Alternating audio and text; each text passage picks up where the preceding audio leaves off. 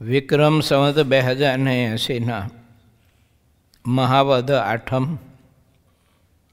તારીખ 4/3/2024 સોમવાર. વાલા ભક્તો,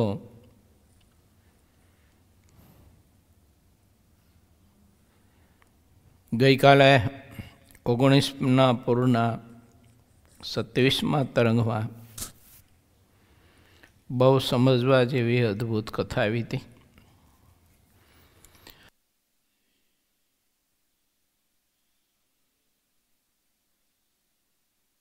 ભાવનગરના ઝીણાભાઈને ત્યાં એક કપટી કાળું ભાઈ કરીને પાર્ષદનું રૂપ લઈને ગયો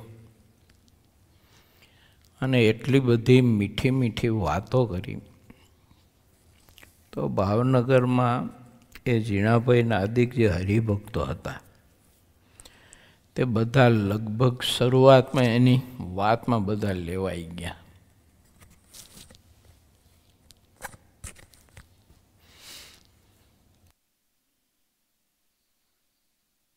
કપટી માણસ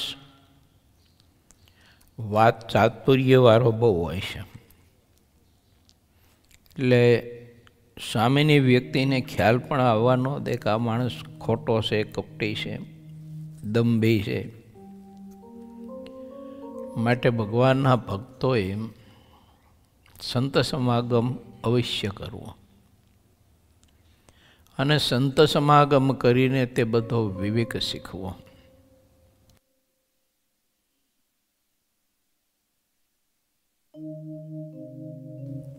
દેવાનંદ સ્વામીએ આ વિવેક ઉપર આખું પદની રચના કરી છે. ઘણા બધા કવિઓએ પણ વિવેક ઉપર પોતાની પદાવલીઓમાં ઘણી બધી વાતો આપણને સમજાવી છે.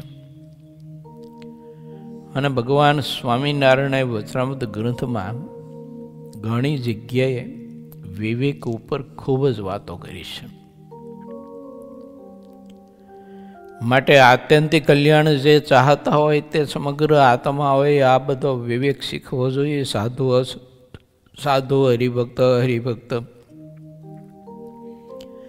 એના અંગ, એના ભેદ, એના લક્ષણ, એનામાં રહેલું કપટ, કૂટનીતિ વગેરે વગેરે બધું જે કંઈ હોય તે માણસે જાણવું, ઓળખવું અને પછી તેની સાથે આત્મીયતા, પ્રીતિ, સમાગમ વગેરે વગેરે જે કંઈ ભગવત સંબંધી એમની સાથે સંબંધ રાખીને જે પ્રાપ્ત કરવાનું હોય તે પછી કરવું.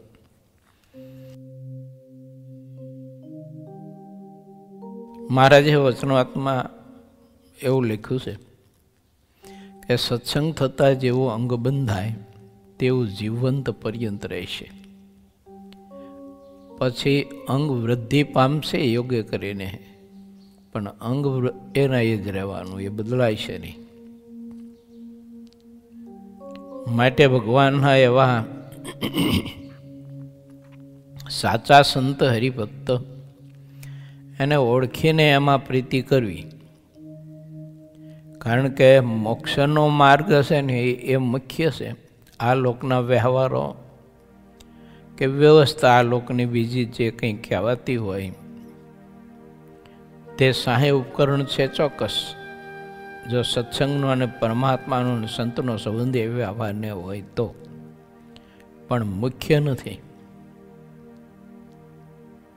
મુખ્ય તો ભગવાનને, ભગવાનના ભક્તનું મહાત્મય સમજવું, મન કર્મ વચ્ચેને કરીને સેવા સમાગમ કરી અને સાચી સમજણ આપણે વિવેક શીખી લેવો. આ બધી બાબતો બહુ અતિ અગત્યની છે. ઘણા બધા ગ્રહ ત્યાગ કરી ત્યાગાશ્રમમાં જોડાયા હોય છે, જોડાતા હોય છે. આગળ ઘણા બધા એવા જોડાઈ ગયા, ભવિષ્યમાં જોડાય છે, વર્તમાન કાળમાં જોડાતા હોય છે. પણ આવ્યા પછી વિવેક મોટા પુરુષ પાસેથી જાણ્યો કે શીખો નહીં, એટલે પોતાના આશ્રમના ખ્યાલો બધા એને કોઈ રહ્યા નહીં કે ત્યાગાશ્રમમાં ત્યાગી તરીકે કેવી રીતે રહેવાય, કેવી રીતે ન રહેવાય. પરમાત્મા હું ત્યાગી છું તો મારી પાસે કેવું ત્યાગી જીવન ઈચ્છે છે, વગેરે વગેરે વિવેક બધો શીખવો જોઈએ. એ જ રીતે ગ્રસ્તોને પણ છે કે લગ્ન ગ્રંથિથી જોડાયા પછી ગ્રસ્તાશ્રમ જ્યારે સ્વીકાર્યો અને ગ્રસ્તાશ્રમમાં પ્રવેશ કર્યો, પછી કેવી રીતે વિવેકી જીવન જીવવું પડે ને કેવા વિવેકથી દંપતીની સાથે પત્નીની સાથે બંને દાંપત્ય જીવન કેવું કેળવવું જોઈએ, માતા પિતા દીકરા દીકરીઓ પાસે કેટલો કેવો વિવેક રાખવો જોઈએ, વ્યવહાર કરીએ છીએ તો વ્યવહારમાં કેટલો કેવો વિવેક રાખવો જોઈએ, આ બધો વિવેક માણસે શીખવો જોઈએ. નહીંતર ઘણી વખત તો સળ અને કપટી માણસોની સાથે ઘણા બધા જ એના શબ્દની પેચમાં આવીને વ્યવહાર કરતા હોય છે, ધન પદાર્થનું લેવા દેવાનો બધો વ્યવહાર કરતા હોય છે, અને પછી એવા અટવી જાય તે ન પૂછો વાત એવા અટવાઈ જાય. અને પૈસા દઈને ધન દઈને પદાર્થ દઈને પાછો શત્રુ ઊભા કરવાનો, ઓલો લઈ જઈને પાછો શત્રુ ઊભો થાય અને એને એટલો બધો હેરાન પરેશાન કરે, દુઃખી કરે. માટે વિવેક ભગવાનના ભક્તિ શીખવો બહુ જરૂરી છે, વ્યવહારના માર્ગમાં પણ એટલું જ જરૂરી છે. ઘણા બધા વર્તમાન કાળમાં એવા અટવાઈ જતા હોય છે, પોતાનું ઓળખાણ, ઘણી વખત તો પોતાનું લાયસન્સ બળવાઈને બધું આપી દેતા હોય છે, અને ઓલો એનો એટલો બધો દુરુપયોગ કરતો હોય છે કે આ માણસ કંઈ ન કરી શકે.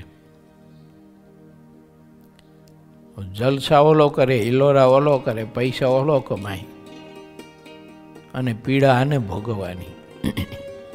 વિવેકનો અભાવ છે. એટલે આવા બધા માણસો સાથે સત્સંગનો વ્યવહાર સંબંધી કોઈ પણ વ્યવહાર કરવો હોય ત્યારે માણસે 100 વિચાર કરવા. તે વિવેક આપણે સહુ કોઈને બહુ જ અદ્ભુત સિદ્ધાનંદ સ્વામીની કલમે શીખવા મળ્યો, જાણવા મળ્યો. સત્સંગ કરતા હોય, સમાગમ કરતા હોય, એમાંય પણ સંત હરિભક્તોને ખૂબ ઓળખવા જોઈએ. અમારે સાધુએ પણ હરિભક્તોને ઓળખવા માટે બહુ જ સમજણ રાખવી જોઈએ. નહીતર ઘણી વખત એવા રજોગુણી ને તમોગુણી હરિભગત હોય તો અમારી વૃત્તિઓ છે ને એ પણ બદલાવી શકે છે સારી રીતે. ધ્યાન ના રાખીએ તો એના પેશમાં અમે આવી જઈએ, થોડા ઘણા પ્રલોભનો આપવા પૂરતા એ આપતા હોય, બાકી એ રીતે મદદ કરવાની હોય નહીં એને. પણ પ્રલોભન આપી અને એને ત્યાગાશ્રમમાંથી ભૂલો પાડવો સાધુતાના માર્ગથી, આવી બધી ઊંડી બધી કૂટનીતિ અંદર રહેલી હોય છે.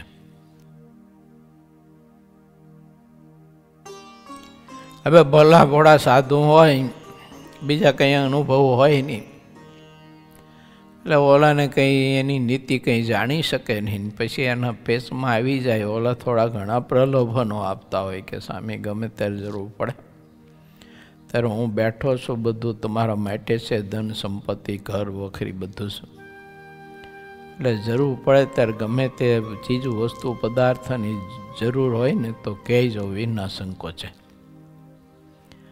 હવે જીવમાં બીજ પીડા હોય એટલે એને બધી કંઈક ચીજ વસ્તુ પદાર્થની થોડી ઘણી કામના હોય, એટલે એના ગુરુ પાસે એ ચીજ વસ્તુ પદાર્થ માગે, અને એના ગુરુ એનું કલ્યાણ બગડે નહીં, ભૂંડું ન થાય એવું દ્રષ્ટિમાં રાખીને એ ચીજ વસ્તુ પદાર્થ આપે નહીં. અને આ બાજુ ઓલા હરિભગતે એને પ્રલોભન આપ્યું હોય કે તમ તારી વિના સંકોચે કહેજો, ગમે ત્યારે તમારે ચીજ વસ્તુ જોતી હોય ને તો વિના સંકોચે કહેજો. આવું એને પ્રલોભન આપ્યું હોય એટલે સ્વાભાવિક છે કે પોતાના ગુરુ કરતા તો ઓલો હરિભગત તો એને મીઠો લાગે. પોતાના ગુરુ કરતા પહેલા હરિભક્ત પોતાની હિતેશો લાગે અને સારો લાગે. એના ગુરુ પ્રત્યે એને અણગમો ઊભો થઈ જાય, આંટી બંધ થાય, એના પ્રત્યે ઘણા બધા એવા સંકલ્પ થાય.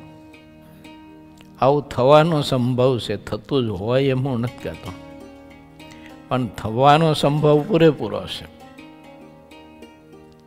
અને પછી માનો કે કદાચ ઓલો નાની મોટી થોડી ઘણી ઓછી વધુ કિંમતીની ચીજ વસ્તુ પદાર્થ એને લાવી દે, તો એનાથી કે એની સાધુતા થોડીક વૃદ્ધિ પામશે, ઘટશે ઉલટાની. કારણ કે જે ચીજ વસ્તુ વાપરવાની ને લાવી દીધી છે એને વાપરવાનો વિવેકાનમાં કેટલો છે એ તો એને પોતાની ખબર નથી, અને આમાંથી મારું કેટલું અનિષ્ટ થશે એ પોતાને ખબર નથી.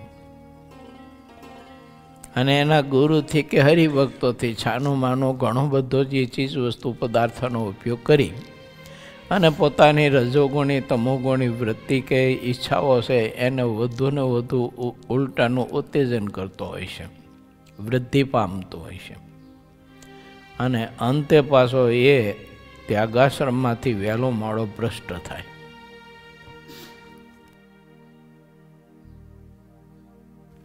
એ જ રીતે ગ્રસ્તાશ્રમમાં છે. મા બાપ પાસે છોકરા વસ્તુ માગતા એને આપતા ન હોય, એની વસ્તુ એના સગાવાલા હોય કે પછી એનો મિત્ર હોય, તો કોઈ પાસે માગતા હોય તો એ લોકો આપતા હોય તો એને ખબર ન હોય કે આપવાની પાછળની વૃત્તિ શું છે. મારે માને મારા બાપ થકી મને એનાથી દૂર કરવો, અલગ કરવો, આ સિવાય આને બીજી કોઈ વૃત્તિ જ નથી. અને એટલે મને નાની મોટી ચીજ વસ્તુ પદાર્થ લાવી આપે છે. આવું બધું કંઈ ઓળખાણ હોય નહીં, સમજાય નહીં જેવું. એટલે એની મા કે એનો બાપ કંઈક ચીજ વસ્તુ આપતા ન હોય એટલે એ તો અરખામણા લાગે, એ તો સ્વાભાવિક છે જીવને. વિષયને આસક્તિ છે એટલે, પદાર્થની આસક્તિ છે એટલે. અને જે આપતો હોય એ માણસ એને સારો લાગે. પછી ધીમે ધીમે પરિવારમાં અને માતા પિતા પ્રત્યે પણ ખટરાગ ઊભા થાય, એકાદા બીજાના આંટી બંધાય અને અંતે પરિવાર બધો વેર વિખણ થઈ જાય. હવે આ બાબતમાં જેવી રીતે ચીજ વસ્તુથી થાય છે ને એવી રીતે જ્ઞાનથી થાય છે. હા, ઓલો આપણને એવું બધું જ્ઞાન આપતો હોય ને એવી સલાહો આપતો હોય કે જેની સલાહ ગ્રહણ કરવાથી આખો પરિવાર બધો વેર વિખણ થઈ જતો હોય, પણ તોય ઓલાને પહેલાંની જ સલાહ ગમે, મા બાપની વાત તો જરાય ગમે નહીં, હાવ ખડવી જ લાગે એને. આવું ગ્રસ્તાશ્રમમાં બહુ થતું હોય છે. ઘણી બધી બહેનો લગ્ન ગ્રંથિથી જોડાયા પછી પોતાના પતિને પોતાના મા બાપથી અલગ કરવા માટે અને મા બાપની સાથે એને કોઈ પ્રકારની અણગમાની ગ્રંથિઓ બંધાવવા માટે પોતાના પતિને કાનમાં એવા શબ્દ નાખ્યા જ કરતી હોય તે પરિણામે ઓલો એના મા બાપથી અલગ થઈ જતો હોય છે, પરિવારથી અલગ થઈ જતો હોય છે. આવી ઘણી બધી બહેનોની પણ પ્રકૃતિ હોય છે. એ પ્રકૃતિના કારણમાં એના ઘરના સંસ્કારો પણ હોઈ શકે, પૂર્વના એના કર્મ પણ હોઈ શકે, એના જે કંઈ આજુબાજુના કોઈ સંગી હોય તો એનો પણ સંગ હોઈ શકે. આવા બધા કારણોથી પ્રકૃતિ બંધાતી હોય છે માણસને. અને અંતે પાછું વાત થાય એવું બધું કે પોતે પણ દુઃખી થાય, પોતાનો પતિ પણ દુઃખી થાય, અને અંતે જિંદગી બધી ખતમ થઈ જાય. મહાભારતને બીજા બધા ગ્રંથો છે ને આવી બાબતોથી બહુ ભરેલા છે ને બહુ લખાણું છે. દુર્યોધને એના મામા શકુનીએ એવી બધી ઊંધી સલાહો આપી, અને જ્યારે સલાહ દેવા જાય ત્યારે પહેલાં પંપોળે એને સાવરે, પછી સલાહ આપે એટલે ઓલાને મીઠું લાગે. રામાયણમાં એમ છે, મહાભારતમાં એમ છે, બીજા પુરાણોમાં એમ છે. આ બધી વાત ભગવાન સ્વામિનારાયણે વચરામૃતને શિક્ષાપત્રીમાં લીખી છે. એના અર્ક રૂપે પ્રભુએ આપણને બતાવ્યું છે. માટે ભગવાનના ભક્તે કોનો સંગ કરવો ને કોની વાત સાંભળવી અને કોની સલાહ લેવી ને કોની સલાહ માનવી, આ બધું છે ને ભગવાનના ભક્તે વિચારવું. એમ સુખી થવું હોય એની વાત છે બધાની. નહીતર આવા બધા કપટી માણસો ફાવી જાય અને સીધા સરળ આદર્શ લોકો બિચારા બહુ જ દુઃખી થાય. એટલે ભક્તિનો માર્ગ હોય, કલ્યાણનો માર્ગ, સંસારનો માર્ગ, ત્યાગાશ્રમનો માર્ગ, ત્યાગી હોય, ગ્રસ્ત હોય, બાયો હોય, ભાઈઓ હોય, રાજા હોય, રંક હોય, એ બધાએ આવો બધો વિવેક છે ને એ શીખવો બહુ જરૂરી છે, અતિ જરૂરી છે. હું ત્યાગી થયા પછી, દીક્ષા લીધા પછી, ત્યાગાશ્રમમાં આવ્યા પછી ઘણું બધું જ પારાવાર અનુભવી ચૂક્યો છું. જો આ પારાવાર અનુભવી ચૂક્યો છું. આપણને એમ થાય કે વાહ વાહ, તો સારું કમાલ છે.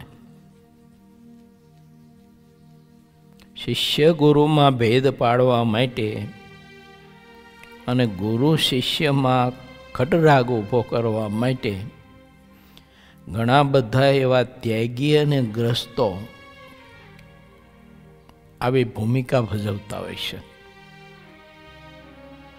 ત્યારે આપણને એવું થાય કે સારું આ તે બધું કઈ જાતનું બધું આ જગતના બધા જીવડા,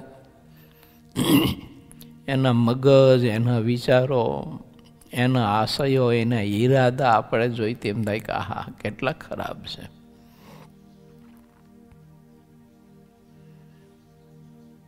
એટલે ભગવાન શ્રી હરિને મોટા પુરુષો કહે છે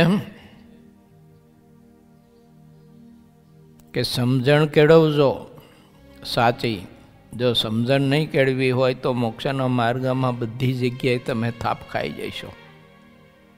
ઉપાસનામાં થાપ ખાઈ જઈશો, નિષ્ઠામાં થાપ ખાઈ જઈશો, આશ્રયમાં થાપ ખાઈ જઈશો, જ્ઞાન વૈરાગ્ય ત્યાગાદિક ગુણોમાં પણ તમે થાપ ખાઈ જઈશો. આવું બધું થાય છે. ઓલો ક્યારે આપણો વૈરાગ ઉતારી નાખે કંઈ નક્કી નહીં. ક્યારે આપણને ધર્મ ભ્રષ્ટ કરી નાખે એની કોઈ કલ્પના ન કરી શકે. માણસ હાવ ધર્મ ભ્રષ્ટ થઈ જાય, વૈરાગ્ય ભ્રષ્ટ થઈ જાય, ત્યાગ ભ્રષ્ટ થઈ જાય, ભક્તિ ભ્રષ્ટ થઈ જાય, શ્રદ્ધા ભ્રષ્ટ થઈ જાય, ખબર એ ન પડે. આખું જીવન જ બધું માણસોનું છે ને બદલાઈ જાય. એટલે સંગ કરતા હો વિચાર કરવા જોઈએ અને સમાગમ કરતા તો ઘણા વિચારો કરવા જોઈએ. પછી સમાગમ કરો. નહીતર છે ને એક વખત જો અંદર દ્રઢ થઈ ગયું ને આપણને, પછી નીકળશે નહીં બહાર અને આખો જન્મારો આપણો બગડશે. ભગવાન સ્વામિનારાયણે આ બધા વિચારો પોતાના ભક્તજનોને પોતાના જીવનકાળથી બહુ આપ્યા. સમય આવો સૌ પ્રસંગો હોય ને તો મહારાજ હરિભક્તોના ઉતારે ઉતારે રાવટીએ રાવટીએ પ્રભુ ફરતા અને આવી બધી મહારાજ બાબત એનાથી ચેતતા કે જોઈજો હો, કોઈ ઠગ હરિભગતનું, કોઈ પાર્ષદનું, કોઈ સંતનું, કોઈ બ્રહ્મચારીનું વેશ રૂપ લઈને આવ્યો હોય, એની દેશી કાઢતો હોય, જ્ઞાનની સત્સંગની બહુ જ મીઠી મીઠી જબરી વાતો કરતો હોય, ત્યાગ વૈરાગની, તત્વજ્ઞાનની વગેરે વગેરે, પણ લેવાઈ ન જતા એમાં. તમે જ્ઞાન પીરસવું એક વાત જુદી છે અને જ્ઞાન પચાવવું તે વાત આખી જુદી છે. જ્ઞાન તો ઘણા બધા જ એવા જેને એમાં કાંઈ એવું ચાતુર્ય હોય, વાક ચાતુર્ય, તો બધા પીરસી શકે. એનેથી એવું ન માની લેવાય કે આ મોટા સત્પુરુષ છે. એટલે સત્પુરુષ પણ સંતના લક્ષણ એ તો આખી ભૂમિકા જુદી છે. એને જ્ઞાનને કંઈ લેવા દેવા નથી, કશું જ. પણ હવે ઘણી વખત આપણે કંઈ આવું જાણતા ન હોય ને વિવેક શીખા ન હોય એટલે પછી માણસ શબ્દ ચાતુર્યમ લેવાઈ જાય. વાહ વાહ, કેવી સરસ મજાની વાતો કરે. એક હરિભગત ઘણા વાર પહેલાં આવ્યા, મને કે ફલાણા સંત, ઓહો કે કેટલું બધું જ્ઞાન ને કેટલું તત્વજ્ઞાન ને વચનાવતનું કેટલું જ્ઞાન જાણે છે, બહુ જબરજસ્ત છે કે. હા કે ગોપાળાન સ્વામીનું જ્ઞાન જેવું જ્ઞાન છે એમનું કે અદ્ભુત જ્ઞાન પીશે. મનમાં કીધું આ જાડવો જાય તો સારું, આને ઉભરો છે, જાડવો જાય તો સારું. મહિના 2 મહિના દાડા થયા તે કોઈક સાંકી ગઈ માતાને લઈને માહિતમાં હબકાવી મૂક્યા. આવું બધું થાય માટે ખૂબ વિચારવું એમ.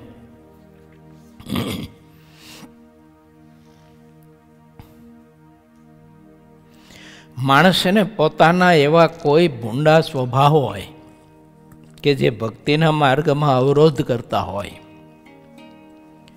તો એવા સ્વભાવ માણસે ટાળવા હોય તો ગરડા પ્રથમના 24માં ભગવાન સ્વામિનારાયણે બતાવ્યું છે કે ભગવાનને નિર્દોષ સમજો. ભગવાનના એવા ભાગવત એકાંતિક સંત હોય એને નિર્દોષ સમજો.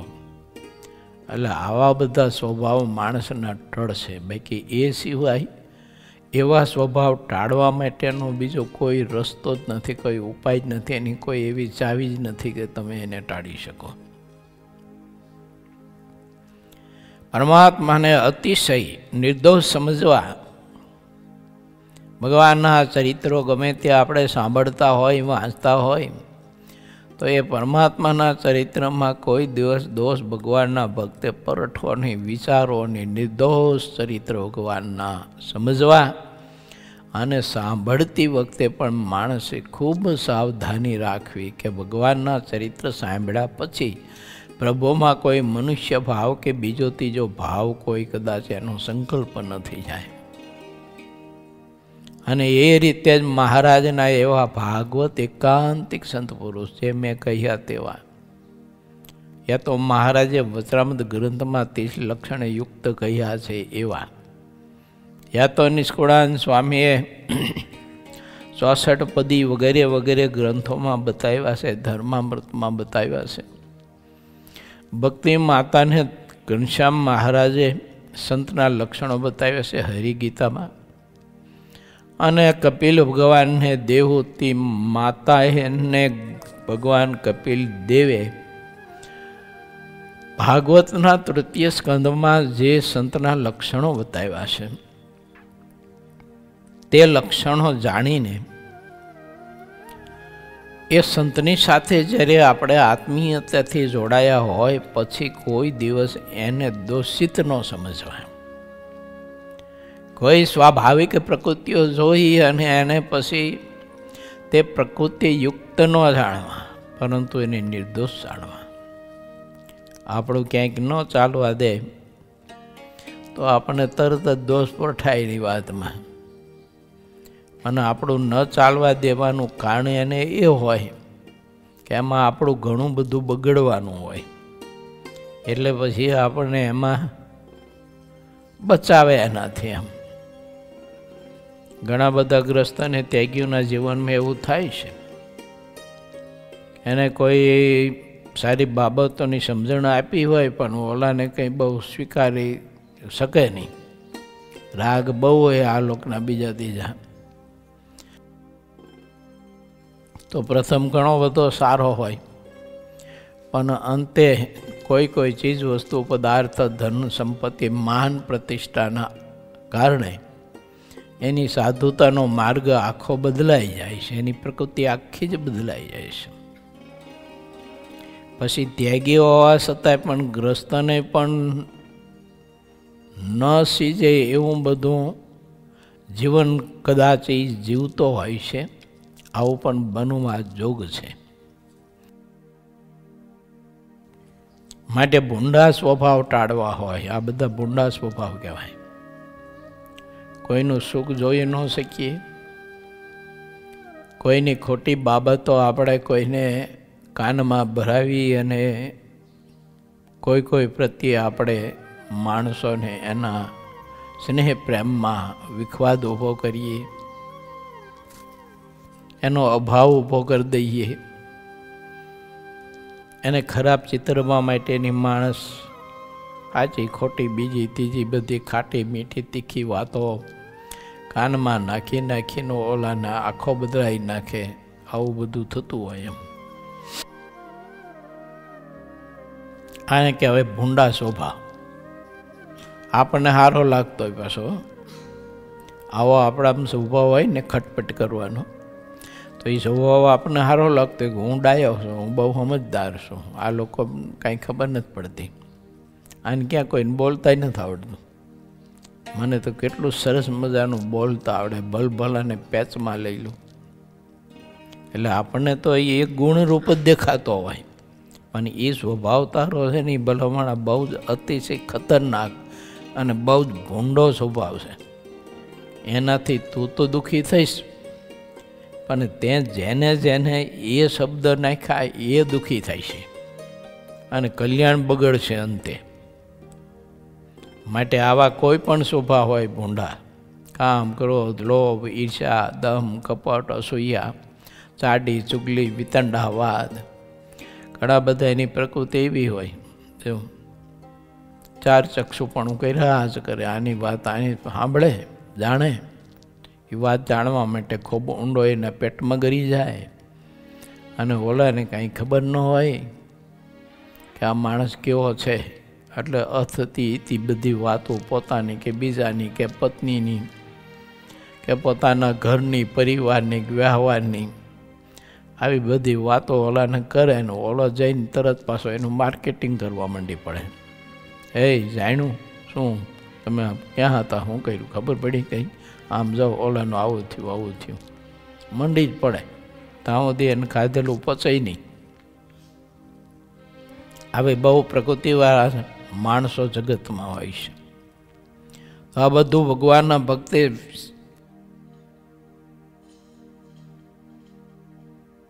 જાણી રાખવું, શીખી રાખવું અને વિવેક શીખવો, તો આપણે સૌ કોઈ શાંતિથી ને નિર્દોષપણે પરમાત્માની ભક્તિ કરી શકીએ.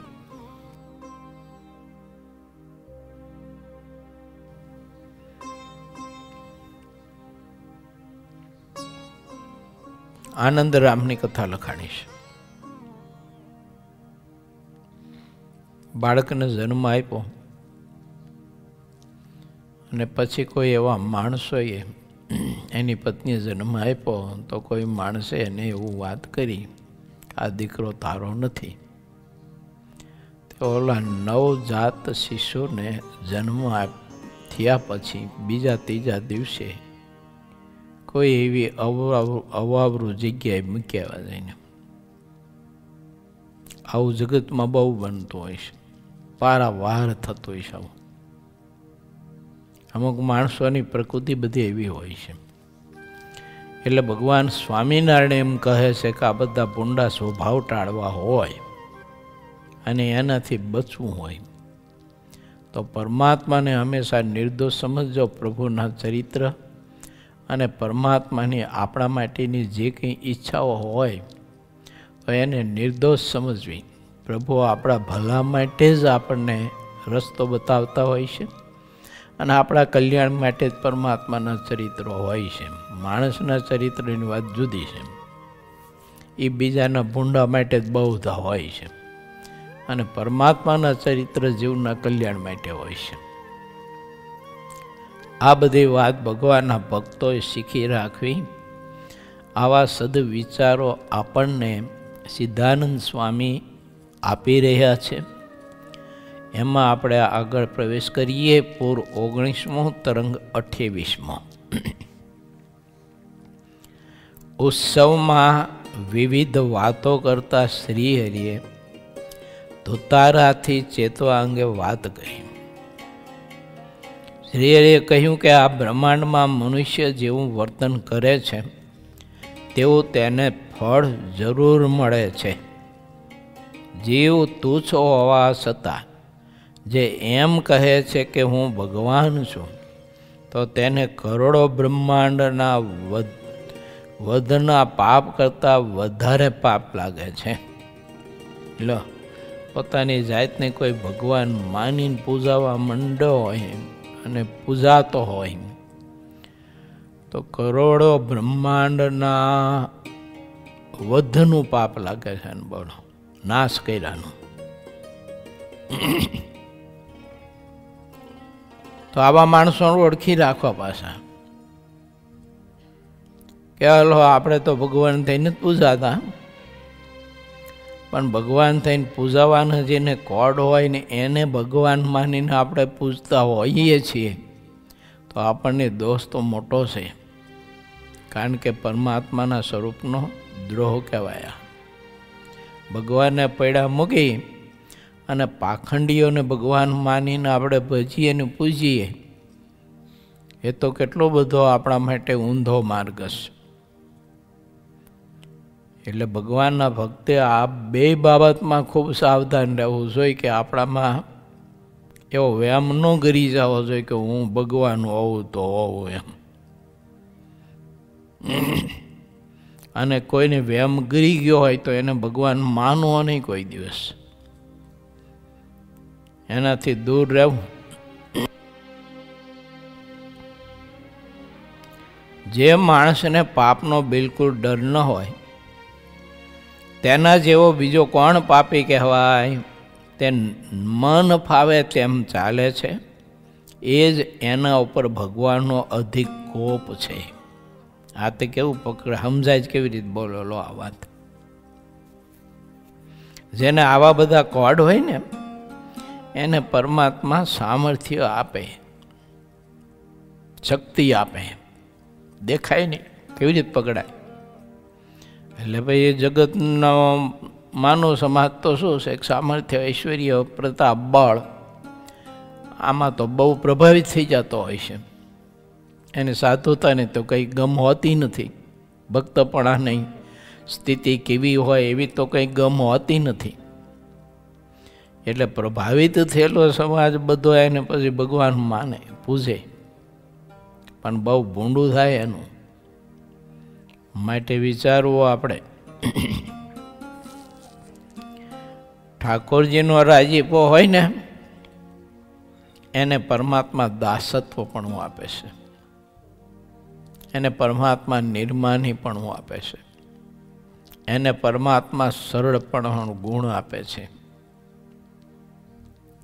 જ્યારે પરમાત્મા રાજી હોય આપણા ઉપર ત્યારે ઠાકોરજી આપણને આવા બધા ગુણ આપે છે, આવી સમજણ આપે છે, આવી સંપત્તિ ઠાકોરજી આપણને આપે છે. એટલે કોઈનામાં આવો પ્રતાપ દેખાતો હોય તો માની ન લેતા કે ભગવાનનો બહુ જ એના ઉપર રાજીપો છે. એટલે કુરાજીપો છે, રાજીપો નથી. પણ હવે ઘણી વખત આપણી સમજણ એવી એટલે ન પહોંચી હોય ને, એટલે આ બધું આપણે કાંઈ બહુ સમજી શકતા નથી.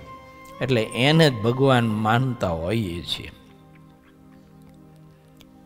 ભગવાન માનવાનો અર્થ શું ખબર? એને શ્રેષ્ઠ માનવો.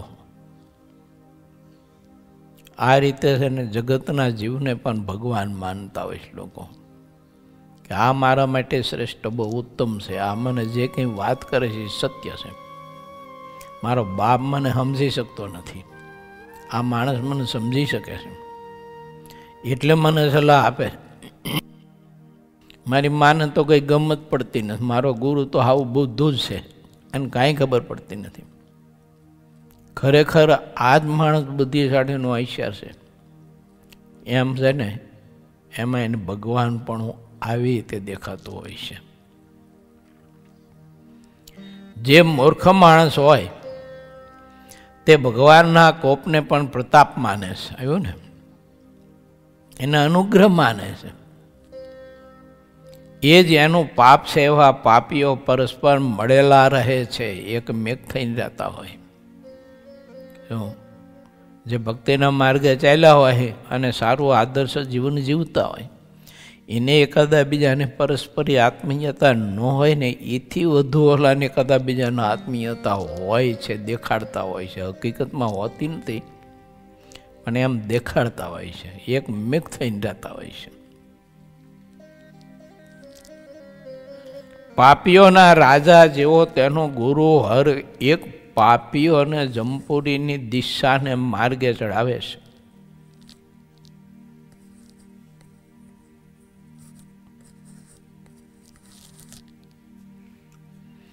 અને જેટલા પાપી છે તે બધા મોહને લીધે જમપુરીના માર્ગને પણ મોક્ષનો માર્ગ માને છે. ચાહે તે રીતે ફેલ કરો અને જેટલા ફેલી હોય તે ફેલ કરીને પરસ્પર મળે અને તે ફેલીઓ પરસ્પર મળીને મનમાં ફૂલાય. પણ આ બધા પાપીઓ આગળની ગતિ શી થશે તેને યાદ કરતા નથી અને જે ભવિષ્યના સુખ દુઃખનું ભાન નથી રાખતા એવા જે ગુરુ અને શિષ્યો અત્યંત આંધળા છે અને તે બંને લખ 84માં ભટકીને તેનો પાર પામતા નથી. મનમાં ફાવે તેમ વર્તીને પછી લખ 84થી છૂટવું તે કાંઈ હાસી મજાનો ખેલ નથી. જે લોકો જે કાંઈ મોક્ષ કહેવાય છે તે તો મારા હાથમાં છે આવું બોલે છે અને ઢોંગ કરીને ચાલે છે, તેને તેના જેવા હોય તે બધા ભેળા મળીને તેને માને છે. કઠણમાં કઠણ વાત તો એ છે કે સાચા હોય તેને માનવા અને સ્વીકારવા બહુ કઠણ કામ છે. બાકી ઢોંગીને લોકો બહુ અનુસરતા હોય, નાનામાં બધું શરીર બળ ને નીતિ બળ ને રાજસત્તા બળ ને આવું બધું ઘણું હોય આની પાસે. એટલે આપણને ધાક ધમકી દઈને છેલ્લી બાકી મોક્ષની પણ ધાક ધમકી દઈ દે આપણને, હે તારું કલ્યાણ બગડશે ને મોક્ષ બગડશે ને મરીને નર્કમાં જવું પડશે. મારી જો વાત ન માનીને મારો જો દ્રોહ કર્યો ને મારી મરજી લોપી તો તને હારા નર્કમાં ઘાલી દઈશ. આવી રીતે ઘણી વખત થતું હોય માણસના જીવનમાં. માટે ભગવાનના ભક્ત છીએ આપણે તો બધું જ જાણી રાખવું ને બધો વિવેક શીખી રાખવો. એમ કોઈના એવા જે કપટી હોય એવા એના નાયખા નરકમાં કોઈ જાતું નથી અને એના નાયખા કોઈ સ્વર્ગમાં જતા નથી. કારણ કે પોતાના ખુદના જ કોઈ પણ ઠેકાણા ન હોય એ સ્વર્ગ અને નરકને હું આપણને આપી શકે કે એમાં નાખી શકે. એટલે આવા માણસોથી કોઈ દિવસ ભયભીત ન થવો, રે મારો મોક્ષ બગડ જવું થાય છે એમ ખોટું ભયભીત ન થઈ જવું. હિંમત રાખવી. મોક્ષ તો ઠાકોરજીના હાથમાં છે અને સાચા સાધુના હાથમાં છે. આવા પાખંડી ને દંભીના હાથમાં કંઈ થોડાક મોક્ષના ચાવીના જોડા એના હાથમાં હોય. તે ગમે તેરી આપણને બતાવતા હોય ગમે તે માર્ગ, આવું બધું હોય જગતમાં. એમ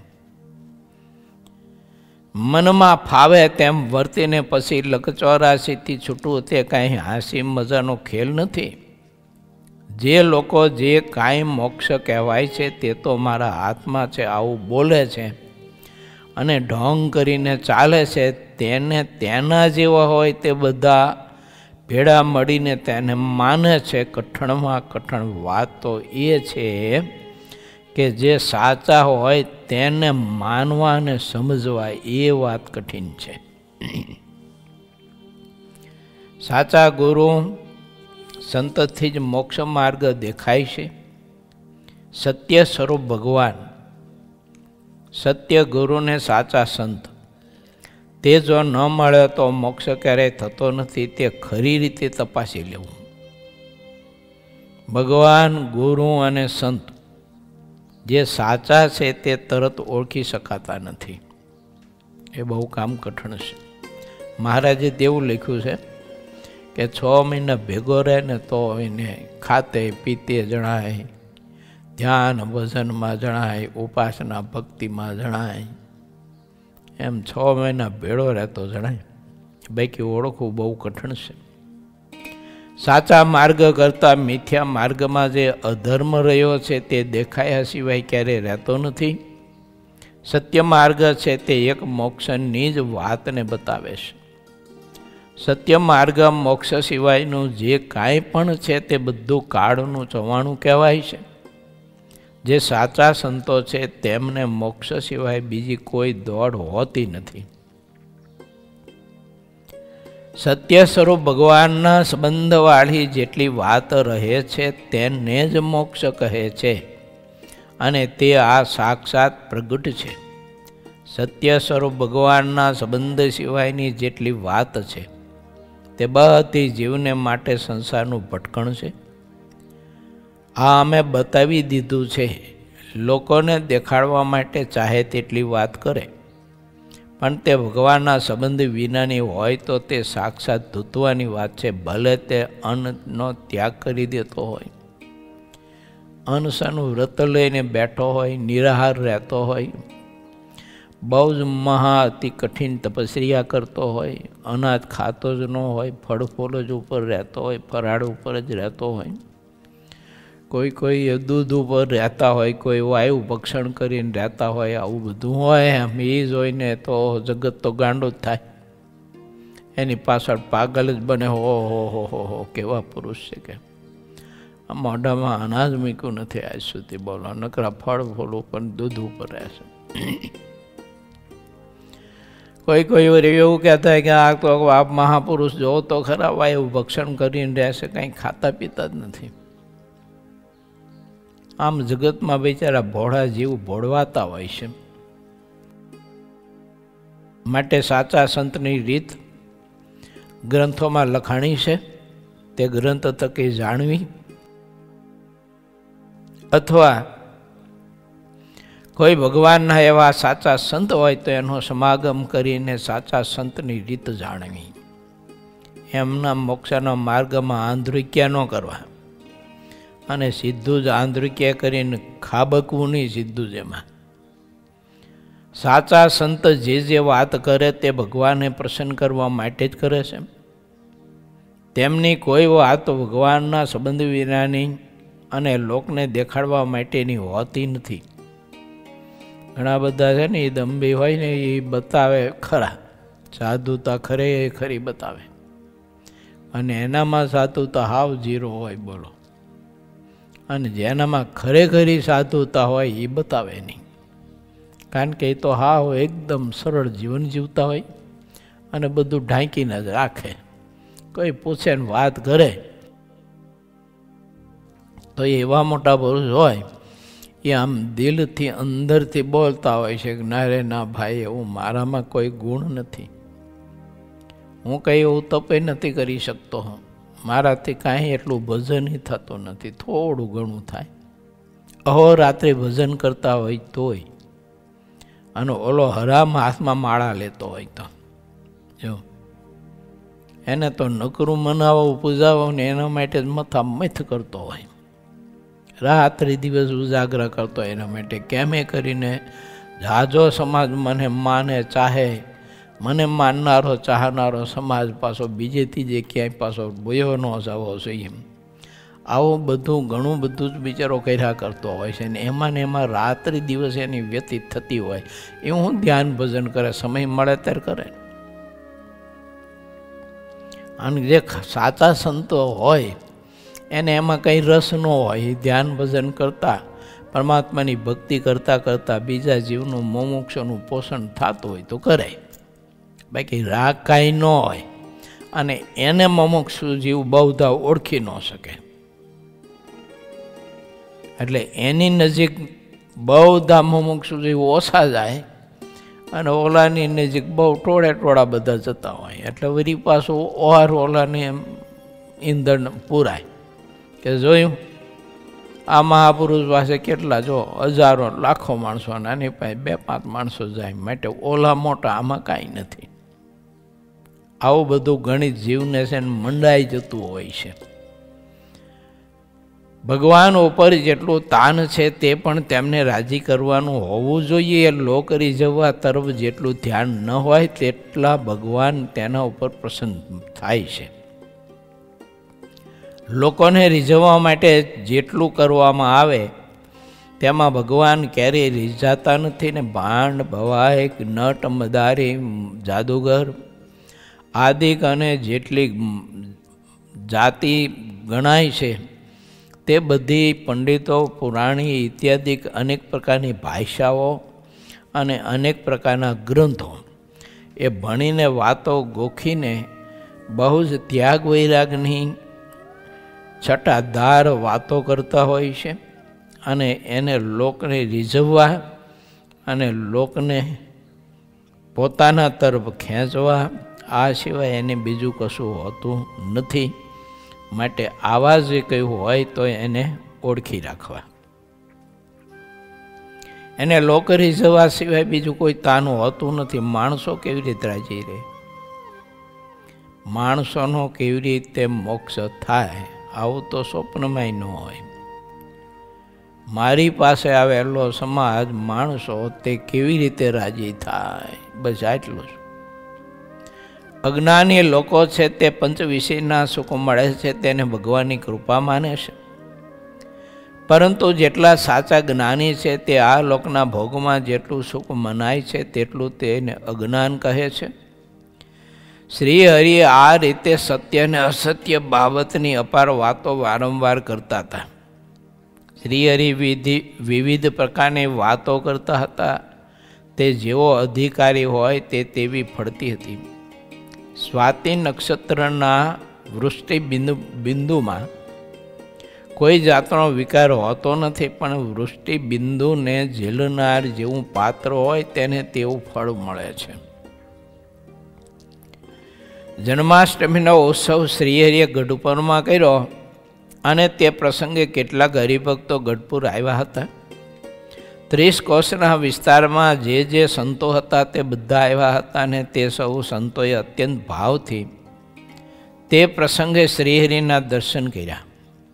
દાદા ખાચરના દરબારમાં ઉત્તરાદા બાર જે ઓરડા છે ત્યાં સાંજે અને સવારે શ્રીહરિ સભા કરતા અને તેમાં શ્રીહરિની ચારેય બાજુ સંતોને હરિભક્તો બેસતા. બ્રહ્માનંદ સ્વામીના રચેલા ગરબી રાગના પદો તે સમયે ગવાતા અને જેટલા હરિભક્તો આવ્યા હતા તે સૌ શ્રીહરિની પૂજા કરતા. કેસરયુક્ત ચંદનથી શ્રીહરિની પૂજા કરતા અને ફૂલના હાર તોરાને ગુચ્છ ધરાવતા. આ રીતે ભક્તજનો નિરંતર પૂજા કરતા. હરિભક્તોને જે રીતનો ભાવ હોય તે રીતે આવીને પૂજા કરતા અને જાત જાતના મેવા અને મીઠાઈ શ્રીહરિને આગળ અપાર મૂકતા હતા. પછી સંતોની પૂજા કરતા. તે પછી શ્રીહરિ વારંવાર હરિભક્તોને ફરીને ચેતવતા હતા. શ્રીહરિ આટલી ચેતવણી આપતા છતાં પણ પાકા ધૂતારાઓ જે હતા તે હરિભક્તોને આવીને છેતરી જતા હતા. જેને પાપનો પણ ડર રહેતો નહીં તેના ઉપર નિયંત્રણ માટે રાજા હોય છે, છતાં જે પાકા ધૂતારાઓ હોય છે તે રાજાની સમીપમાં રહીને પણ તેને છેતરી જતા હોય છે. જ્યારે તે જાહેર થાય ત્યારે રાજાના ધ્યાનમાં આવે ત્યારે રાજા તેને તોપથી ઉડાડી દેશે. છતાં પણ ધૂતારાઓ ક્યારેય ડરતા નથી. ધૂતારાઓને મરવાનો ડર હોતો નથી ને ધૂતારાઓ એક પ્રકારના હોતા નથી. એના ઘણા બધા પ્રકારો હોય છે. મોડલ જુદા જુદા હોય ધૂતારાના જો, અને ધૂતવાની રીત ભિન્ન ભિન્ન હોય. એક જ રીતે બધાને ધૂતે લૂંટે એવું ન હોય. પાછું ઘણી બધી પ્રકારની રીતો હોય છે ધૂતારાઓની. માટે આવા ધૂતારાઓથી આપણે ચેતવું. ધૂતવાની વિદ્યાઓ અપાર છે. જેને પાપનો ડર હોતો નથી તે મરે ત્યાં સુધી લોકોને ધૂતીને પેટ ભરતા રહે છે. ધૂતારો અને ધૂતવાની વિદ્યાનું ફળ જમપુરીમાં તલ જેટલું અવશ્ય મળવાનું છે. જેટલા ધૂતારાઓ છે તે બીજાને ધૂતતા હોય છે, પણ છેવટે તો પોતે જ ધૂતાયેલા હોય છે અને ભલે અહીંયા ચાહે તેમ વર્તે. સત્પુરુષનો માર્ગ અલગ છે અને ધૂતારાનો માર્ગ પણ અલગ છે. તેને પાપનો ભય નથી એવા ધૂતારાનું આ લોકમાં જાહેર થાય છે.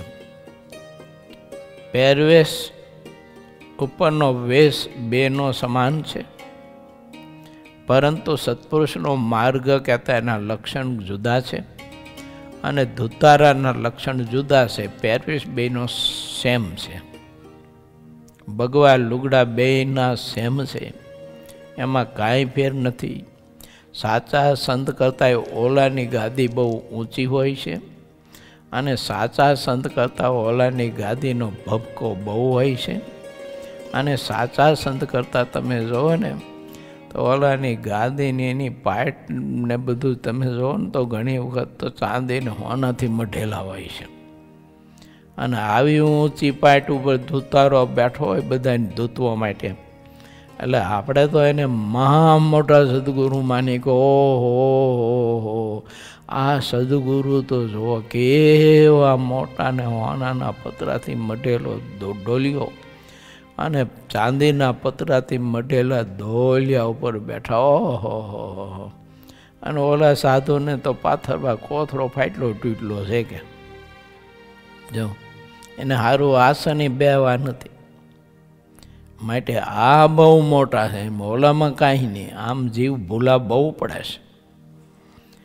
એટલે ભગવાન શ્રી એમ કહે છે કે ધૂતવાના અનેક પ્રકારો છે, ધૂતારાઓના અનેક વેશ હોય છે અને ધૂતારાઓને અનેક પ્રકારની વૃત્તિઓ હોય છે કે જે વૃત્તિ આપણને ભક્તિમય દેખાતી હોય, ત્યાગમય દેખાતી હોય, વૈરાગ્યમય દેખાતી હોય. આરો બધું અઘરું છે પકડવું. જેની વૃત્તિમાં ધૂતપણું પડ્યું છે, ઠગપણું પડ્યું છે અને ઉપરથી પાછો ત્યાગ વૈરાગનો કલર લગાવ્યો છે. એટલે વાત થાય છે ઓલા જેવી કે મૂળાને ગાજરનો કલર કરીને ખાધા જેવી વાત થાય છે. એ બટકું ભરીને ખાય પછી ખબર પડે કે આ તો મૂળો છે, ગાજર નથી. પણ હવે એ તો ખાવાની વસ્તુ એટલે બટકું ભરો એટલે ખબર પડે. પણ આ ધોતારાને કંઈ બટકું ભરાતું નથી.